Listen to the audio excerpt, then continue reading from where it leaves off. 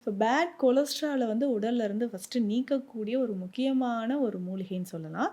லவங்கப்பட்டை தேவைப்படுது. அடுத்ததாக வால் மிளகுன்னு சொல்லுவோம். ஸோ மிளகு மாதிரியே இருக்கும். லைட்டா அது ஒரு காம்பு அதில சேர்ந்திருக்க மாரி வால் மிளகு அதோட பெயர். வால் மிளகு நம்ம எடுத்துக்கணும். அடுத்ததாக ஏலக்காய்.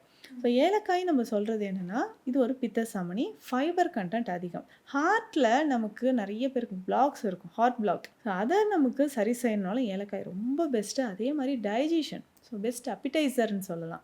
ஸோ ஏலக்காய் நமக்கு முக்கியம். அடுத்தது நம்ம வசம்பு. ரிச் ஃபைபர் கன்டென்ட் நம்ம பிரெயின்ல இருந்து ஒவ்வொரு செல்களுமே பாடியில இருக்கக்கூடிய ஒவ்வொரு செல்லுக்குமே நர்வ்ஸ வந்து ஸ்ட்ரென்தன் பண்ணுறதுக்கு வசம்பு ரொம்ப இம்பார்ட்டன்ட். ஸோ இந்த மூலிகை இது எல்லாமே ஈக்குவல் அமௌண்ட் 50 கிராம்ஸ் எடுக்கிறோன்னா எல்லாமே 50 எல்லாம் ஒரு ட்ரை கிராம்ஸ் பவுடர் ஃபார்ம்ல. ட்ரை பவுடர் ஃபார்மில் எடுத்து வச்சுட்டோன்னா நம்ம ட்ரிங்க் ரெடின்னு சொல்லலாம். ஸோ 2 கிளாஸ் வாட்டரில் 1 ஸ்பூன் போட்டு நல்லா பாயில் பண்ண போகிறோம். ஒரு கிளாஸ் வந்தது. ஒரு கிளாஸ் வந்ததுக்கப்புறம் ஃபில்டர் பண்ணி எடுத்துட்டு லாஸ்ட்டாக இதில் வந்து கொஞ்சம் லெமன் ஜூஸ் ஆட் பண்ணி இதை அப்படியே குடிச்சிடலாம். சுகர் எதுவுமே ஆட் பண்ண வேண்டாம். சுகர் ஆட் பண்ண வேணாம்னா கீழே உடனே வந்து தேன் ஆட் பண்ணலாமா அப்படின்னு கமெண்ட்ஸ் வருது. ஸோ தேன் ஆட் பண்ணலாமா பண்ணக்கூடாது? தேன் கூட வேண்டாங்க.